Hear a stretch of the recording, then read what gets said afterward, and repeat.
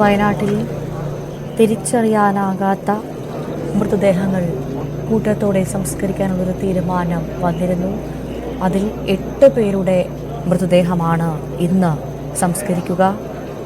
Meppadi community ഹാളിൽ സൂക്ഷിച്ചിരുന്ന മൃതദേഹങ്ങൾ ഇപ്പോൾ ആംബുലൻസിൽ സംസ്കാര സ്ഥലത്തേക്ക്, പുത്തുമലയിലാണ് ഈ സംസ്കാര സ്ഥലം, അവിടേക്ക് എത്തിക്കുന്നതാണ് നമ്മൾ കാണുന്നത്. ഹാരിസൺ മലയാളമാണ് ഇതിനായി ഭൂമി വിട്ട് നൽകിയത്. ഈ പുത്തുമലയിലെ ഹാരിസൺ മലയാളം ലിമിറ്റഡിന്റെ തോട്ടത്തിലാണ് ഈ മൃതദേഹങ്ങൾ സംസ്കരിക്കുക. സർവമത പ്രാർത്ഥനയോടുകൂടിയാണ് സംസ്കാരം നടക്കുക. ഇതിനായുള്ള എല്ലാ ഒരുക്കങ്ങളും അവിടെ പൂർത്തിയായി എന്ന് നമുക്ക് നേരത്തെ തന്നെ ദൃശ്യങ്ങളിൽ നിന്നടക്കം വ്യക്തമായതാണ്. 10 അടിയോളം താഴ്ചയിലാണ് അവിടെ കുഴികൾ ഒരുക്കിയത്. നിലവിൽ 32ഓളം കുഴികൾ ഇതിനകം എടുത്തിട്ടുണ്ട്. പക്ഷേ ഇന്ന് 8 മൃതദേഹങ്ങൾ മാത്രമാണ് സംസ്കരിക്കുക. തങ്ങളുടെ പ്രിയപ്പെട്ടവരാണോ തിരിച്ചറിയാതെ പോയവരുടെ കൂട്ടത്തിലുള്ളത് എന്ന ആശങ്കയോടെ നിരവധി പേരും അവിടെ എത്തിയിട്ടുണ്ട്. പുത്തുമലയിൽ മുൻപ് ഉരുൾപൊട്ടൽ ദുരന്തമുണ്ടായ സ്ഥലത്താണ് കൂട്ട സംസ്കാരത്തിനുള്ള സൗകര്യമൊരുക്കിയത്. നേരത്തെ തന്നെ നമ്മൾ ഒരു അച്ഛൻ്റെ പ്രതികരണം കേട്ടതാണ്. അനീഷിനോട് തന്നെയായിരുന്നു ആ പ്രതികരണം. അച്ഛൻ പറയുന്നുണ്ട്, തൻ്റെ പെങ്ങൾ ഈ ദുരന്തത്തിൽ മരണപ്പെട്ടതാണ്. ഇതുവരെ തൻ്റെ പെങ്ങളെ കണ്ടെത്താൻ സാധിച്ചിട്ടില്ല.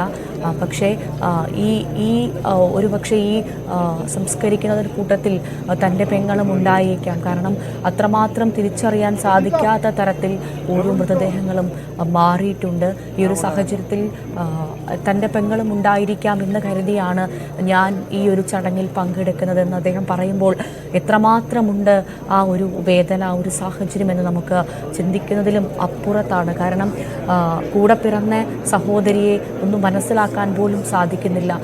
അവരും ഇതിലുണ്ടാകുമെന്ന് കരുതി അന്ത്യകർമ്മങ്ങളിൽ അവസാനമായി പങ്കെടുക്കാനെത്തുന്ന ഒത്തിരി പേരുണ്ട് അവിടെ. നമുക്കത് കാണാൻ സാധിക്കും. വാക്കുകൾക്ക് അതീതമായൊരു സാഹചര്യം. പലപ്പോഴും ഞാൻ അത്ഭുതപ്പെട്ടിട്ടുണ്ട്, എങ്ങനെയാണ് അനീഷൊക്കെ അവിടെ നിൽക്കുന്നതെന്ന്. അത്രമാത്രം വേദനിപ്പിക്കുന്നൊരു സാഹചര്യമാണ്. നമുക്ക് റവന്യൂ മന്ത്രി അടക്കം കാണാം. അല്പസമയത്തിനകം ചടങ്ങുകൾ ആരംഭിക്കും. അതിനു മുൻപ് ചെറിയൊരു ഇടവേളയെടുത്ത് വീണ്ടും അനീഷിലേക്ക്.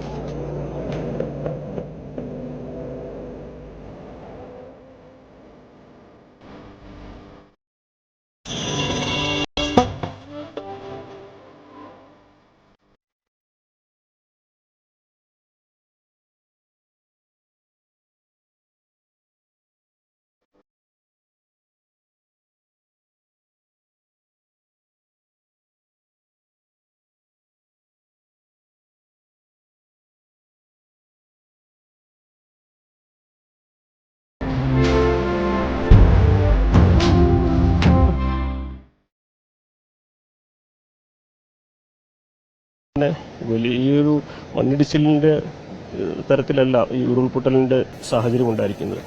വലിയ പാറക്കല്ലുകളും മരങ്ങളും എല്ലാം ചിതറിക്കിടക്കുന്ന ഇടത്ത് അത് നീക്കി പരിശോധിച്ച് മണ്ണ് മാത്രം നീക്കി പരിശോധിക്കുന്നതിനേക്കാൾ ശ്രമകരമാണ് വലിയ പാറക്കല്ലും മരങ്ങളും ഒക്കെ നീക്കിയുള്ള ഒരു പരിശോധന. അപ്പോൾ വലിയ വെല്ലുവിളി അത്തരത്തിൽ നേരിടുന്നുണ്ട് പല സാഹചര്യങ്ങൾ കൊണ്ട്.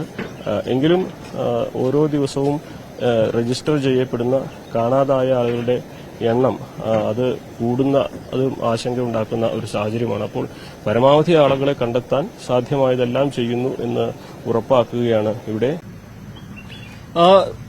തെരച്ചിൽ ദൌത്യം തുടങ്ങിക്കഴിഞ്ഞിരിക്കുന്നു. രാവിലെ 7 മണിയോടെ തന്നെ ദൌത്യ സംഘാംഗങ്ങൾ ബേലിപ്പാലം വഴി മുണ്ടക്കൈ മേഖലയിലേക്കും അതുവഴി പുഞ്ചിരി മട്ടത്തിലേക്കും പോയിട്ടുണ്ട്. അതോടൊപ്പം തന്നെ ഈ പുഴയുടെ ഓരങ്ങളും പുഴയിൽ വലിയ മരങ്ങളും കല്ലും മണ്ണും അടിഞ്ഞ ഇടങ്ങളും എല്ലാം കേന്ദ്രീകരിച്ച് തെരച്ചിൽ ആരംഭിച്ച് കഴിഞ്ഞിരിക്കുന്നു.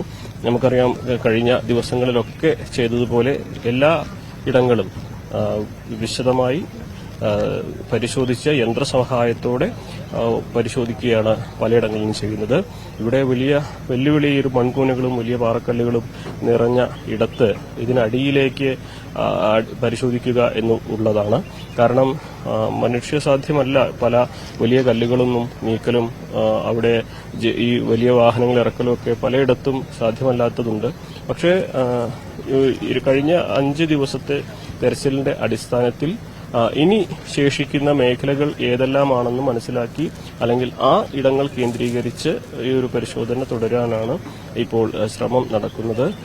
ഈ പലയിടങ്ങളും നിലവിൽ തന്നെ ഈ JCB ഉപയോഗിച്ച്, അതായത് ആദ്യം ആളുകൾ കുടുങ്ങിക്കിടക്കുന്നുണ്ട് എന്ന് സംശയം തോന്നിയ വീടുകൾ നിന്നിരുന്ന കെട്ടിടാവശിഷ്ടങ്ങളൊക്കെ ഉള്ള ആ മേഖലകളൊക്കെ നിലവിൽ ഈ ദിവസങ്ങളിൽ പലവരു JCB കൊണ്ടും അതേപോലെ തന്നെ കൈകൾ കൊണ്ടും ഒക്കെ പരിശോധിച്ച് കഴിഞ്ഞതാണ്. അപ്പോൾ ഇനി ബാക്കിയുള്ളത് ഇതുവരെ നമുക്ക് കടന്നു ചെല്ലാനെത്താൻ കഴിയാത്ത ഇടങ്ങളാണ്. അവിടെ പ്രധാനമായിട്ടും ഈ ചില ഇടങ്ങൾ കഴിഞ്ഞ ദിവസങ്ങളൊക്കെ ഈ മഴ കാരണം ചതുപ്പ് പോലെ JCBക്ക് പോലും ഇറങ്ങാൻ പറ്റാത്ത ഇടങ്ങളൊക്കെ ഉണ്ടായിരുന്നു.